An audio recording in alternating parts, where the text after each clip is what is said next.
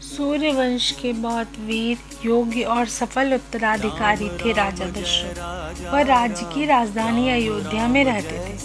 उन्होंने अपने राज्य और प्रजा के कौशल को बनाए रखा। उनकी 3 रानियां थीं, कौशल्या, सुमित्रा और कैकेयी। महाराजा दशरथ के पास मान, सम्मान, गौरव, प्रतिष्ठा सब कुछ थी। किसी भी चीज़ की कमी नहीं थी। बस उन्हें एक ही दुख था, उनकी कोई संतान नहीं थी। एक दिन राजा दशरथ अपने सिपाहियों के साथ शिकार करने वन में गए। वह और उनके सिपाही वन में इधर उधर घूम रहे थे। तभी उन्हें पानी में गड़गड़ की आवाज़ सुनाई दी।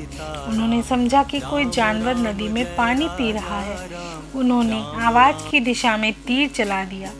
जब महाराजा दशरथ वहां पहुंचे तो उन्होंने देखा कि एक युवक वहां बुरी तरह से उनके तीर से घायल पड़ा हुआ है। जब महाराजा दशरथ उस युवक के पास पहुंचे और उससे बात की तो जाना कि वह युवक श्रवण कुमार थे, जो अपने अंधे माता पिता की इकलौती संतान थे और अपने प्यासे माता पिता के लिए पानी लेने आए थे। श्रवण कुमार अपने बूढ़े माता पिता को कुंवर में रखकर तीर्थ यात्रा कराने निकला था। जब उसके प्राण निकलने लगे तब भी उसे अपने माता पिता की ही चिंता सता रही थी। उसने दशरथ को पानी से भरा हुआ बर्तन देते हुए कहा कि वह उसे उनके माता पिता को जाकर पिला दे।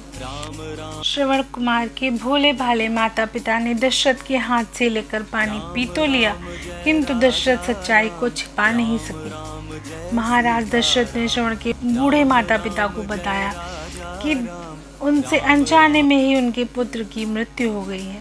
अपने पुत्र की मृत्यु का समाचार पाकर दोनों अचंभित हो गए। उन्होंने दशरथ को पुत्र शोक का श्राप दे दिया, जिसका अर्थ था कि वह भी पुत्र के ही वियोग में अपने प्राण को त्यागेंगे।